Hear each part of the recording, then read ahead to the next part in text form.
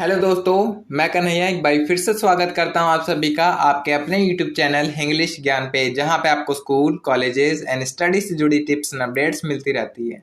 तो दोस्तों, जैसा कि इससे पहले वाली वीडियोस में हमने सोशियोलॉजी के चैप्टर सेकंड को डिस्कस करा था और उसी से रिलेटेड आज आगे के कॉन्सेप्ट्स देखेंगे। तो अगर आप चैनल पर नए हैं तो चैनल को सब्सक्राइब करके हमारे साथ जुड़ सकते हैं, क्योंकि यहाँ पे आपको दिल्ली यूनिवर्सिटी से आने वाली प्रत्येक इन्फॉर्मेशन के साथ साथ DU BEd एंट्रेंस एग्जाम की प्रिपरेशन से रिलेटेड वीडियोस भी देखने को मिलती रहती है। And if you are new on the channel and you haven't watch our previous video, so I must suggest you that go in our playlist, check it out all the videos which are related to DU BEd entrance exam preparation, and those video will really help you in your preparation, and basically you will get to understand that what are the real things which we need to learn and which we need to focus on. So must access our playlist, must access those videos which I have shared some of the important topics of every subject which we need to complete and which we need to focus more. ठीक है, तो बाकी आज की इस video में आगे की कॉन्सेप्ट देखते हैं। तो आज है पेंडेमिक। जैसे कि हमने कोरोना पेंडेमिक देखा है, तो पेंडेमिक की परिभाषा आप क्या समझते हैं? आप पेंडेमिक से क्या समझते हैं? तो ये दो तरह की टर्मिनोलॉजी होती है, एक तो पेंडेमिक होता है और एक एपिडेमिक होता है। तो पेंडेमिक जब कोई बीमारी या महामारी एक व्यापक भौगोलिक क्षेत्र अथवा किसी देश को प्रभावित करती है तो उसे हम पेंडेमिक सिचुएशन कहते हैं। जैसे अगर कोई महामारी आती है या फिर कोई भी बीमारी आती है, वो एक बड़े लार्ज लेवल पे लोगों को प्रभावित करती है, कई कंट्रीज को प्रभावित करती है, तो उस स्थिति में हम उस सिचुएशन को पेंडेमिक घोषित कर देते हैं। बट एपिडेमिक में जब कोई बीमारी किसी सीमित क्षेत्र को या फिर किसी सीमित एरिया तक ही फैली होती है तो उसे हम एपिडेमिक कहते हैं। जैसे अभी मंकी पॉक्स चल रहा है तो इसे हम इस सिचुएशन को हम एपिडेमिक कह सकते हैं। ठीक है, बाकी जो कोरोना फैला पूरे वर्ल्ड वाइड में फैला है तो उस स्थिति को हम पेंडेमिक का नाम देते थे। ठीक है, नेक्स्ट है फिर आपका साक्षर। अभी साक्षर किन बच्चों को हम साक्षर कह सकते हैं, किन लोगों को हम साक्षर कह सकते हैं? तो अकॉर्डिंग टू दैट बुक, साक्षर वही लोग हैं जो 7 वर्ष से अधिक आयु के लोग जो किसी भाषा को समझकर लिख पढ़ दोनों सकते हैं, वो साक्षर कहलाते हैं। अर्थात जो केवल लिख सकते हैं पर पढ़ नहीं सकते हैं, जो पढ़ सकते हैं और लिख नहीं सकते हैं, वो साक्षर नहीं है। तो इसलिए पढ़ना और लिखना, उसे समझना, ये सारी चीजें एक साक्षरता या साक्षर व्यक्ति के अंतर्गत होनी चाहिए। नेक्स्ट है, आज थर्ड चैप्टर चालू करते हैं। थर्ड चैप्टर में जितने भी फिलोसोफर होंगे उनके बारे में मैं डिस्कस करूंगा और ये इम्पॉर्टेंट रहेगा, क्योंकि जैसा कि मैंने अपनी प्रीवियस वीडियोस में सोशियोलॉजी के जितने भी इम्पॉर्टेंट टॉपिक्स बताए थे, तो उसमें मैंने कुछ आपके साथ फिलोसोफर के नाम भी शेयर करे थे कि इन फिलोसोफर के बारे में आपको पढ़ लेना है। तो आज उन्हीं के बारे में हम देखेंगे। तो एन कल्ली, जो कि केरल के रहने वाले थे, निम्न जाति और निम्न दलित वर्ग से बिलोंग करते थे, तो इनके प्रयास के द्वारा दलित को सार्वजनिक सड़कों पर चलने की तथा अपने बच्चों को विद्यालय में दाखिला कराने की स्वतंत्रता मिली है। तो देखिए कितना अच्छा काम करा है इन्होंने कि जो दलित के बच्चे थे उनको विद्यालय में दाखिला कराने की स्वतंत्रता दिलवाई और सार्वजनिक सड़कों पर जो दलित लोग थे उनको चलने की अनुमति भी दिलवाई। तो इनके बारे में याद रखना, आयन कल्ली। नेक्स्ट आपके ज्योतिराव गोविंदराव फुले, बहुत ही जाने माने फिलोसोफर हैं या फिर समाज कार्यकर्ता हैं। तो इनके द्वारा क्या क्या किया गया, देखिए पहले इनका जन्म देख लीजिए। तो जन्म देखते हैं, 1827 से 1890 तक रहे थे। इनके द्वारा जाति व्यवस्था तथा छुआछूत की ओर घोर आलोचना की गई, घोर उनका विरोध किया गया।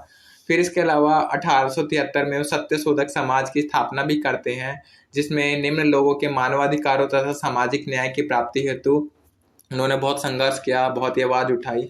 और इनके द्वारा एक बहुत ही इम्पोर्टेंट पुस्तक लिखी गई है जिसका नाम गुलामगिरी है।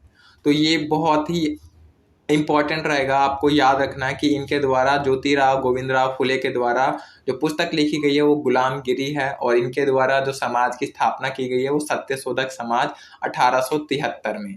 ठीक है, नेक्स्ट है फिर आपका सावित्री बाई फुले, बहुत ही इम्पोर्टेंट है ये भी। सावित्री बाई फुले जिनका जन्म 1831 में हुआ था और जो इनकी मृत्यु हुई है वो है 1897 में। इसके अलावा इन्होंने क्या क्या कार्य करे तो देखिए, सावित्रीबाई फुले देश में बालिकाओं हेतु बने प्रथम विद्यालय की पहली प्रधानाचार्य थी, जो पुणे में स्थापित था। बहुत ही इंपॉर्टेंट फैक्ट है इनके बारे में कि विश्व हमारे भारत की प्रथम प्रधानाचार्य कौन थी, तो सावित्रीबाई फुले, जिन्होंने बालिकाओं के एजुकेशन के लिए बहुत घोर बहुत ही अपने आप को समर्पण करा। उन्होंने लड़ाइयाँ लड़ी उनके एजुकेशन के लिए, तो इनका बहुत बड़ा हाथ था बालिकाओं को शिक्षित करने में। नेक्स्ट है फिर आपका, इन्होंने अपना पूरा जीवन शूद्रों अति शूद्रों को शिक्षा देने में लगा दिया। तो बेसिकली ये भी समाज को रिफॉर्म करने में अपना बहुत बड़ा योगदान दिया इन्होंने। बहुत जो नीचे तबके के लोग थे उनको उठाने में अपना योगदान दिया है। इन्होंने किसानों और मजदूरों की शिक्षा हेतु रात्रि विद्यालयों का आरंभ भी किया है। ठीक है, तो देखिए ये पूरा का पूरा आपका एजुकेशन फील्ड से रिलेटेड थी। तो और आप भी जो DU/BEd एंट्रेंस एग्जाम देने जा रहे हैं, तो वो भी कहीं ना कहीं आप विद्यालय और एक शिक्षक के रूप में आगे अपना फ्यूचर देखेंगे। तो ये इम्पोर्टेंट है कि आपको सावित्रीबाई फुले के बारे में पता हो। नेक्स्ट है फिर आपका पेरियार E.V. रामास्वामी नायकर। इनके द्वारा क्या किया गया था, तो देखिए, प्रत्येक व्यक्ति का ये जन्मसिद्ध अधिकार है कि वह स्वतंत्रता व समानता का मजा ले, ये इनका कहना था, पेरियार। इसके अलावा नेक्स्ट हर्बर्ट रीजले, जो कि आपके प्रीवियस DU/BEd एंट्रेंस एग्जाम में भी पूछा गया है। तो इन्हें भी आप देखिए कि हर्बर्ट रीजले द्वारा कराई गई जनगणना की यह जनगणना काफी महत्वपूर्ण थी, क्योंकि पहली बार जनगणना के तहत जाति के सामाजिक अधिक्रम के विषय में जानकारी प्राप्त करने का प्रयास किया गया था। तो हर्बर्ट रीजले पहले ऐसे व्यक्ति थे जिन्होंने ऐसी जनगणना करवाई जिसके तहत जो जाति के सामाजिक अधिक्रम का पता चलता था कि कौन सी जाति बड़ी है, कौन सी जाति छोटी है, या फिर कौन सी जाति को हम प्रबल या फिर निम्न जाति के रूप में देखते हैं। आगे है, किसी क्षेत्र में किसी जाति की स्थिति ऊंची है या निम्न है, इसका पता लगाने का प्रयास इन्होंने इस जनगणना के तहत किया था। और इसीलिए इनके बारे में पूछा जाता है कि पहले वे कौन से व्यक्ति थे जिन्होंने जाति के सामाजिक अधिक्रम के आधार पर जनगणना करवाई थी। तो हर्बर्ट रीजले, और कब करवाई थी, 1901 में। नेक्स्ट है फिर आपका 1935 भारत सरकार अधिनियम। इसके तहत अनुसूचित जातियों व जनजातियों को वैध मान्यता प्राप्त हुई और यह शब्द अस्तित्व में आया था। ठीक है, इसके अलावा फिर नेक्स्ट है श्रीनिवास।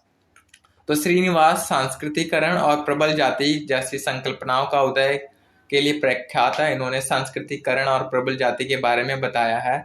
इनकी जो पुस्तक है द रिमेम्बर्ड विलेज, इसमें उन्होंने गांव के लिए सामाजिक अध्ययनों में से सबसे बेहतर पुस्तक मानी जाती है इनकी। इसके अलावा फिर है सांस्कृतिकरण क्या होता है, तो जब निम्न जाति के लोग उच्च जाति के धार्मिक क्रियाकलापों, घरेलू सामाजिक परिपाटियों का अपनाकर और उनकी तरह फॉलो करने लगते हैं, तो इसे हम सांस्कृतिकरण कहते हैं। कि जो छोटे लोग हैं, जो निम्न जाति के लोग हैं, वो बड़ी जातियों की जो धार्मिक परंपराएं हैं, क्रियाकलाप हैं, उन्हें फॉलो करते हैं।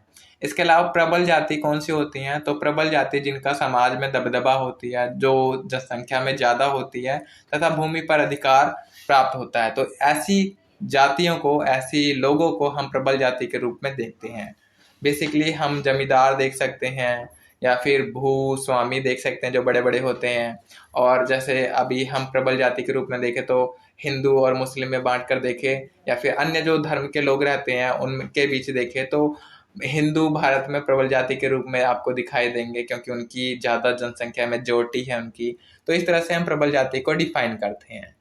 तो आज की वीडियो में इतना ही, बाकी मिलते हैं नेक्स्ट वीडियो में। Till the time you can subscribe our channel for getting more updates and videos regarding DU/BEd entrance exam preparation, and you can also subscribe our channel for getting all the updates related to DU/BEd and DU Delhi University informations.